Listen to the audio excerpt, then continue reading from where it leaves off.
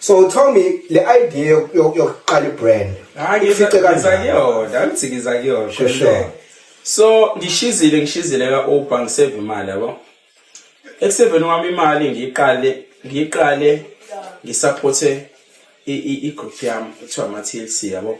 Sure. Angithi ngiyayithanda le nto Sure. bafake engojeni yabo ngibafake engojeni silokho esithunga yabo lonto. Sasathunga igiveaway shintsho ama-design ba sexy ke yabo lonto. Sisaqhubeka sihamba le nto explosion. Sure. Ngiyayithanda le nto fashion.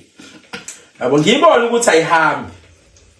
Vele nanokuthi la sisabaningi kule brand yale team ithiwa ama-TLC.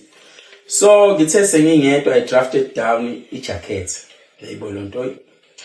Ngaqala ngayiphupha indaba ye-jacket yabo uma ngikhuluma iqiniso. Yayibona lonto ayi manje ngihlala phansi. Ngidrafted down indaba ye-jacket. Ngidrafte ngokuthi ngibhale bonke abantu engibuka ifashion yabo. Ngithi ngibuka Instagram. Sure. Ngibuka Trevor Ngcobo, ngibuka Thobelani GTI bakaMashu. Yabo mfowethu sothi ngibukela kubona ngilokho ngibabhala ngibadrafta phansi yabo ngithatha ama Instagram handle labo yabo.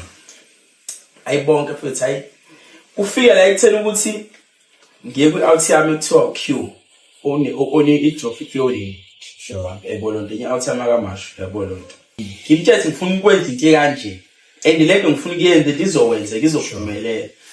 Athe iparela lento futhi izobuma intanto wara yabo lonto wara achaze yabo lonto angelila ngifike enza lapha emshinini wakhe ke yabo lonto sengilokho ngifika ngimvala ngithenga ikhiphi lokho ngikopela la uthi kwenziwa kanjalo mina yabo simanga mina ukwenza ibrand angikulokho angikufunde la ngakukopela.